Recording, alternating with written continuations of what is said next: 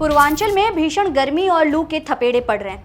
ऊपर से भयंकर बिजली कटौती का सितम है। इस भयंकर गर्मी से लोग मर रहे हैं। कई शहरों में मरने वालों का आंकड़ा 50 पार कर चुका है। लेकिन इन मौतों पर यूपी के मंत्री दयाशंकर सिंह का बेतुका और बेशर्म बयान देखिए।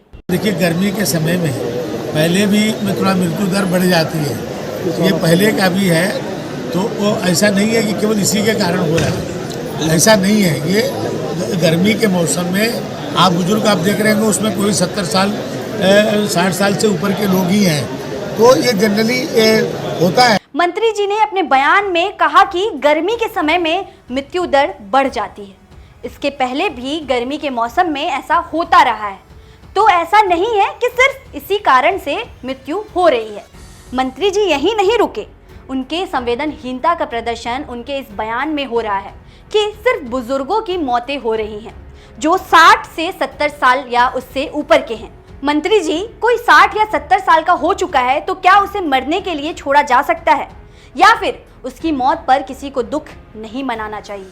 या फिर आप ये कहना चाहते हैं कि जो व्यक्ति 60 या 70 साल या उससे ऊपर का हो चुका है, उसकी मौत हो जाने पर किसी को कोई क्षति नहीं होती है?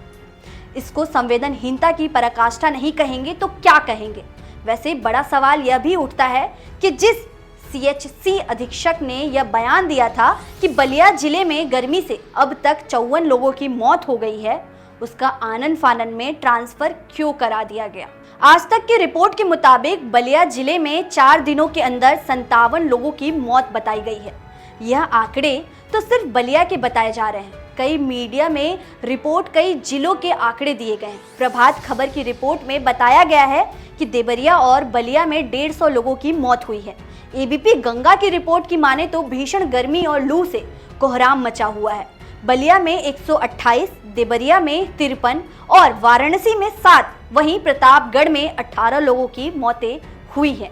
बलिया की खबरों पर बवाल मचा ही हुआ था कि अयोध्या में भी एक ट्रैफिक पुलिस की लू लगने से मौत की खबरें सामने आई। वहीं सरकार की तरफ से जारी एडवाइजरी में गर्मी से बचने के लिए लोगों से घरों पर रहने के लिए कहा गया है, लेकिन बिजली की व्यवस्था इतनी चरमराई हुई है कि लोगों का घरों में रहना मुहाल हो गया है। अब मंत्री जी, हर साल तो मौत होती ही है, ऐसा आपका कहना है, तो आप ये भी जान लीजिए कि गर्मी हर साल पड़ती है। हर साल सरकार गर्मी को लेकर के फंड भी जारी करती है, लेकिन आपके मंत्रालय और आपके साथी मंत्री गर्मी की तैयारी को लेकर के कोई काम नहीं करते। आपकी नाकामी का रिजल्ट ये आता है कि आम और गरीब इंसान अपनी जान से हाथ धो देता है और आप सिर्फ बयानबाजी करते रहते हैं। ऐसे में बयान से ज़्यादा ज़रूरी है आप अपने AC वाले रूम से निकलकर जनता की तकलीफों पर ध्यान दीजिए, ना कि गर्मी से हो रही मौतों पर बयानबाजी कर उनकी मौत का मजाक बनाइए।